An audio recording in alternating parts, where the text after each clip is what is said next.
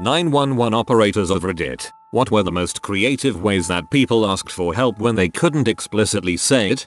For anyone else who wants a save your life someday tidbit to keep around, if you find yourself on the phone with 911 but are unable to ask for help, you have 3 options. Do whatever is safest works best for you. First, be silent. 911 dispatchers know not everyone can talk. Think about people who are choking or who have an intruder in the house. They already have your phone number and, usually, your location. As grim as this may sound, at the very least you may be providing investigators with a timestamp and audio recording of what happens next. That could be the bit of evidence that condemns your attacker. Option number 2 is to have a coherent but irrelevant conversation. This lets the call taker know that you're coherent but that something is very wrong. They will attempt to ask you yes/no questions to gather as much information as possible. Common 911. What is your emergency? Hey, it's me. What is the address of your emergency? Yeah, we're not going to make it out tonight. Are you in danger? Yeah, it's just work.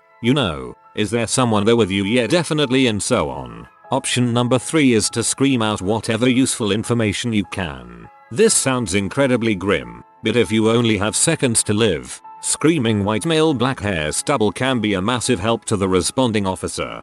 To tag onto your option 3, if you know your attacker and identify them while dying, it can often be used in a court of law as a dying declaration. You may be dead, but justice can be handed out easier. Not sure if this is the correct thread, but one time I saw someone hitting his girlfriend in a major city and I dialed 911 3 times and no one ever answered. Eventually I found a security guard to help me break it up, but really disappointed in the dispatchers.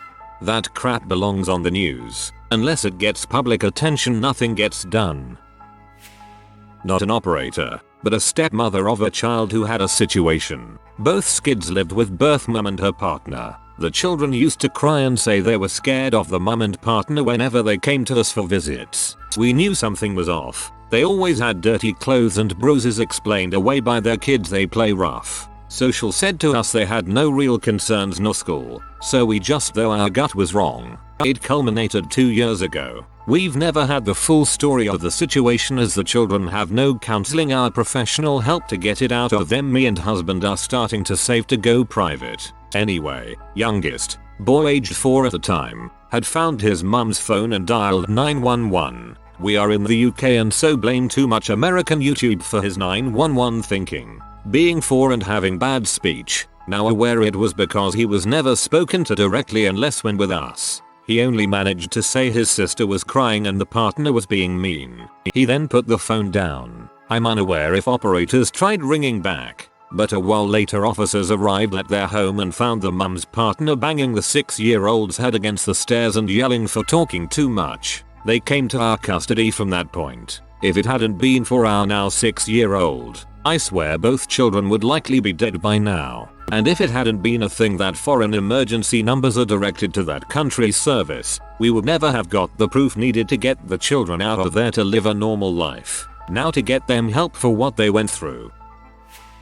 I work as a SO in LA. Depending on what county you are in, you can text into 911. Some guy was reporting a drunk driver through texts. I was dumbfounded at first and thought to myself, why didn't they just call it in? Not illegal to make a 911 call while driving, since everyone always calls in drunk drivers. Then at the very end of the text he states he is mute. I felt like a jerk, but then again that was my first experience with that. Not really a creative way, but a necessary one, I guess.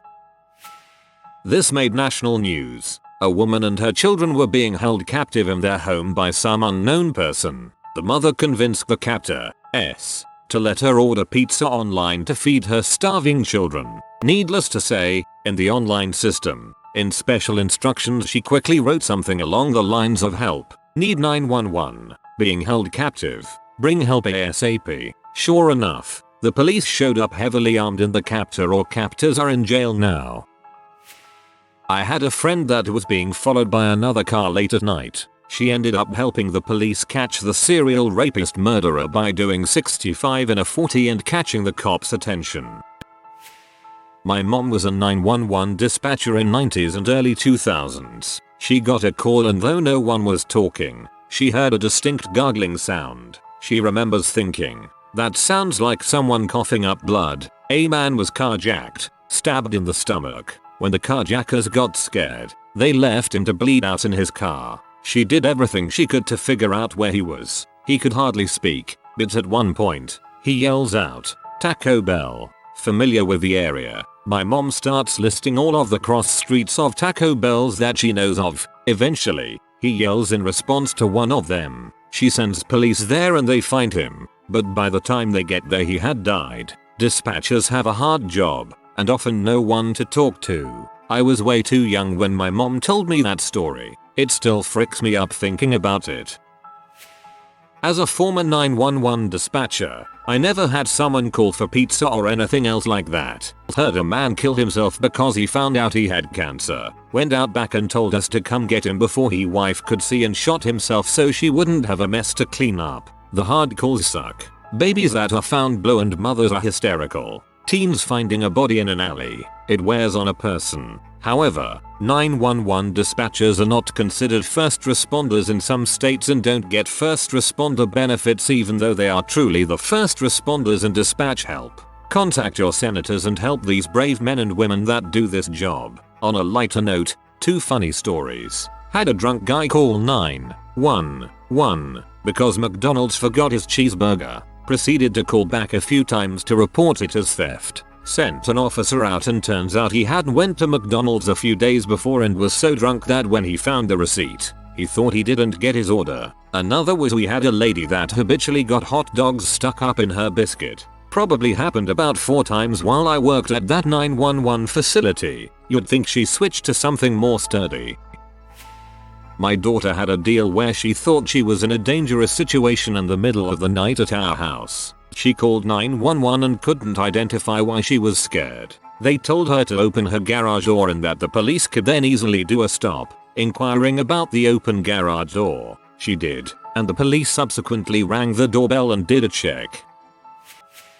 I took a call in which someone was having an extremely difficult time speaking. It appeared to be a medical reason. They were unable to get any understandable words out. Not wanting to waste any time, I air it with the general location of my mapping. He sounds scared. I look up his phone number and find nothing. Cross-check the address on the mapping. Can't tell if it's good. Try to get a name from him and it doesn't sound like anything. I realize the caller is coherent enough to answer yes and no, so I start to confirm the address. Is the first number in your address 1? Caller. Ah. Is the second number in your address 1? Caller. Nah. Is it 2? Caller. Nah. And so on. It took painstakingly long. Couple times I had to repeat because I couldn't tell if he had said yes or no between the gurgling noises. At one point he seemed to lose consciousness for over a minute. It was dead air and what sounded like agonal breathing. Meanwhile our deputy and ambulance have checked the address on the map and next door. No success.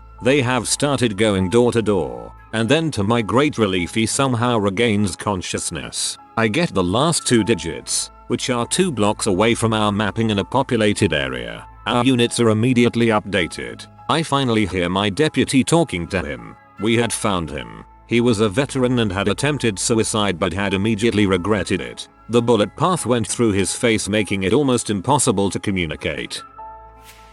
Obligatory not an operator, but I looked up this transcript because it was the chillest I've ever read. I had a call that started out pretty dumb, but was actually pretty serious. 911, where is your emergency? 123 Main Street. Okay, what's going on there? I'd like to order a pizza for delivery. Oh great, another prank call. Mom, you've reached 911. Yeah, I know. Can I have a large with half pepperoni, half mushroom and peppers? I'm sorry, you know you've called 911 right? Yeah, do you know how long it will be? Okay, Mom, is everything okay over there? Do you have an emergency? Yes, I do. And you can't talk about it because there's someone in the room with you. Moment of realization. Yes, that's correct. Do you know how long it will be? I have an officer about a mile from your location. Are there any weapons in your house? Nope. Can you stay on the phone with me? Nope. See you soon. Thanks. As we dispatch the call, I check the history at the address. and see there are multiple previous domestic violence calls. The officer arrives and finds a couple. Female was kind of banged up, and boyfriend was drunk. Officer arrests him after she explains that the boyfriend had been beating her for a while. I thought she was pretty clever to use that trick. Definitely one of the most memorable calls. I hope she's okay now. I saw a video where a girl convinced her crazy abusive boyfriend that their dog was sick and needed to go to the vet. She then passed a note to the girls at the vet office front desk that her boyfriend had a gun and was threatening her. They secretly called the cops and the vet tech and nurse told them they were running behind, so just wait in the exam room please. And then cops showed up and arrested him. It was a pretty smart way to get help without alerting him. In France we have two numbers. One is the 112, which is a vocal phone call, but there's also 114, which is for deaf people, where you text. In the big terrorist attacks of Bataclan, someone texted 114 under a pile of dead bodies to not get caught.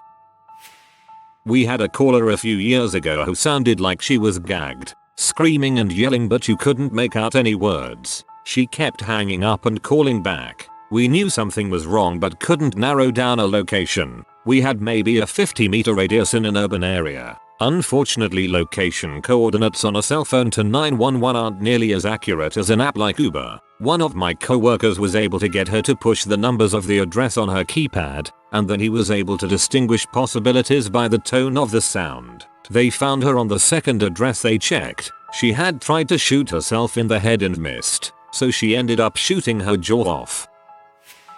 Obligatory, not an operator, but I was on the other end of the line. My boyfriend at the time had gotten suicidal and was scaring me with his panic attacks and threats. I suggested I Google some coping mechanisms for panic attacks and texted my boss telling him to get 911 to my address. The boyfriend always said if I called 911 he would hurt himself or me, so doing that got them there without him knowing.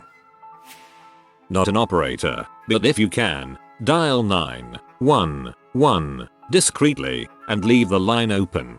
Barring any kinds of buttholes on the other end that aren't doing their job as they should, you will get help, especially if there are noises to indicate an emergency. As a kid, I was at some camp my parents sent me to. One kid decided to be a wise guy and call 911 from the camp's payphone. A rare sight even then, and just not hang up, walking away leaving the phone hanging.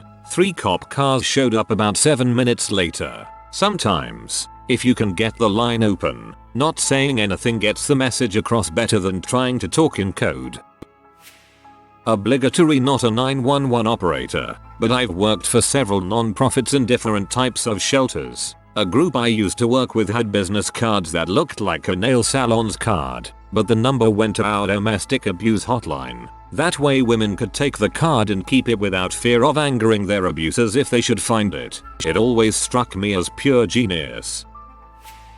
I'm actually a 911 operator, and I've only gotten one call like this. The woman was being taken by her ex-boyfriend out into the forest. She acted like she was talking to her mom, and I was able to get her location with some programs that we use. Mostly yes or no questions, but still able to get a general truck description and direction of travel, as well as constantly updating the location in my system. Guy had a weapon on him and she thought he was going to the woods to kill her. Luckily I was able to stay on the phone until deputies caught up with them. As anticlimactic as it is, I don't have the outcome of the case. We don't always get the end of the story.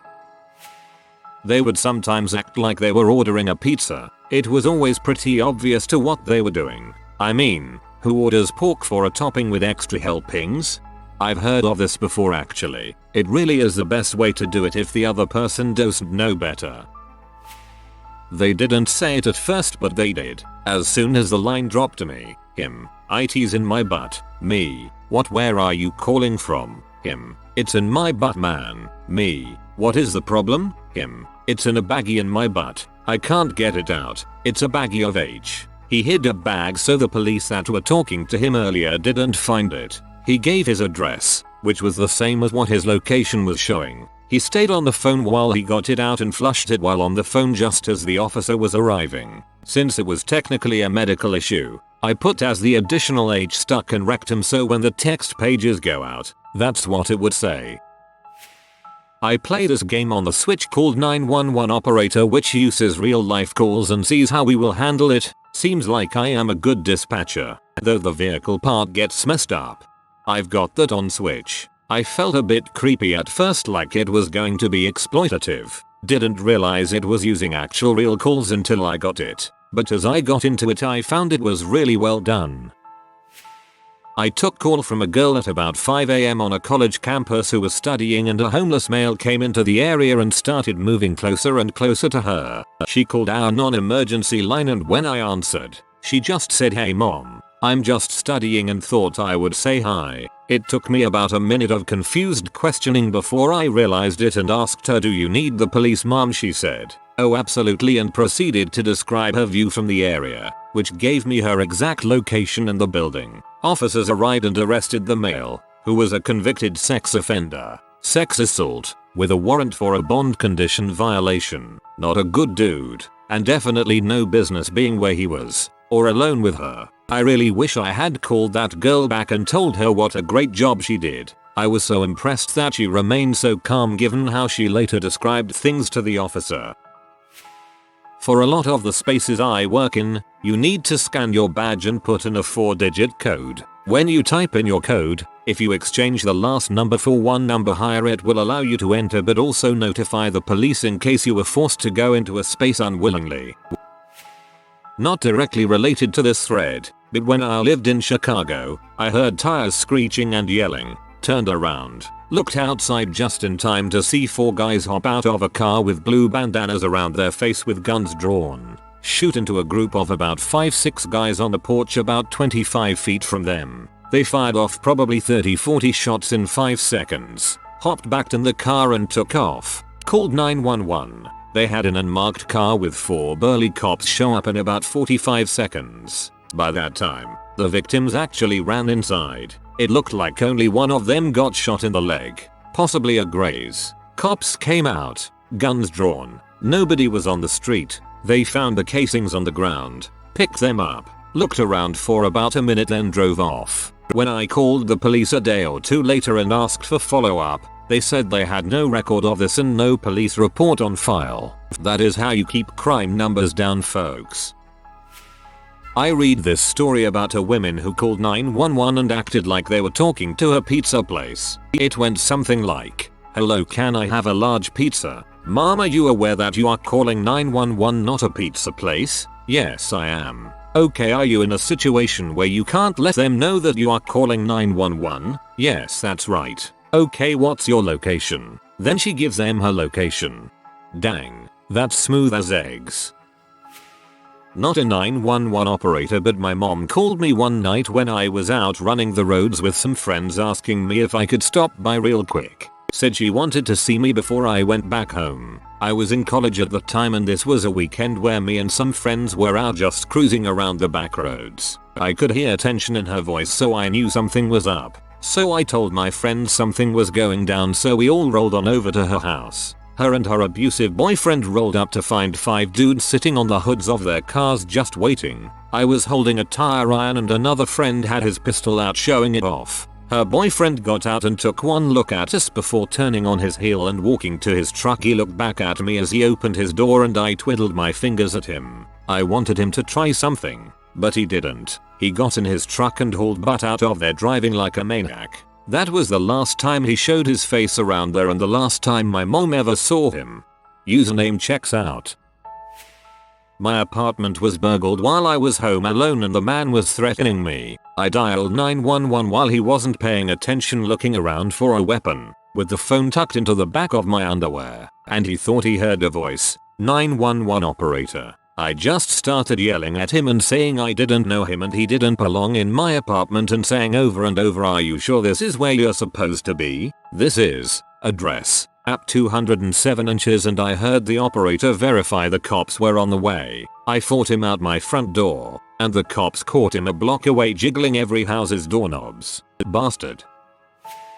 I heard this story from a sergeant at the local police department when I was applying for my license to carry. A few years back, a woman was a victim of domestic violence with her live-in boyfriend. She called 911 and ordered a pizza, and when she'd asked her boyfriend what toppings he wanted, The operator heard him say, "I already told you pepperoni, you stupid bee." The operator asked if she was in danger and the woman replied, "Yes, extra." When the first responders arrived, she had some older bruises and some fresh ones. He was arrested immediately and taken into custody. Not sure if it was local or if he'd heard it from someone else, but it was pretty smart thinking.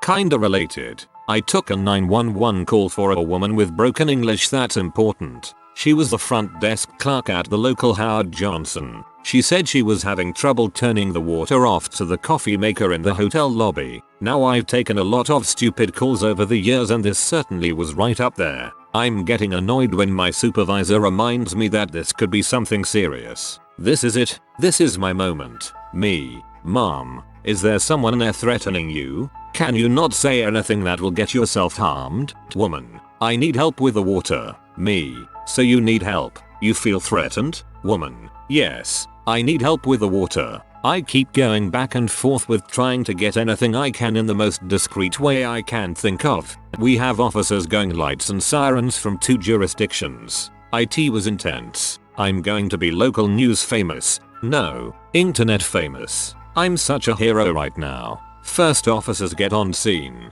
My co-worker is getting ready to issue a clear channel. Dispatch to officer. Yeah, she can't figure out how to turn the water off to the coffee maker. Me. You have to be freaking kidding me. My opportunity, my commendation, my fame, all gone. So gone. TLDR. Woman with broken English calls in on 911 complaining that she can't turn the water off on her coffee maker in the hotel lobby and that was literally her problem. My friend is a dispatcher. He said a lady called asking for a pizza, saying, "Please, I'm hungry, get it here quick, I'll throw in an extra tip." Friend notified police because he could tell by the time of her voice. Turns out she was being abused and wasn't allowed to leave the house. I've had people call and pretend they were having a conversation with their mom until they were able to get to another room where they could speak freely. That person was far more helpful than the people who just call 911, scream out an address, and then yell just get them here instead of giving any details on why they're calling. 911 dispatcher here. I don't have a story relevant to this particular topic. In my almost 1 month to go, 4 years of dispatching, I've never had anyone get creative with asking for help. I did talk to a lady whose boyfriend had just beaten the crap out of her. Call me. He was in the same room as her but was passed out drunk. I still just asked her yes or no questions so she wouldn't be talking too much and have him wake up. And once I had all the info I needed, I kept her on the line but didn't have her speak anymore. It's nice to see a job that is so seldom thought about mentioned on Reddit. And every time I see a 911 dispatcher's thread on here, I try to jump in and add some of my personal touch to it. This job is tied with the one I've had the longest, and even when the point comes that I am no longer a dispatcher, I'm going to think about it every day. If you are new to the channel, you can subscribe. I publish new videos every day. Until then, check another video.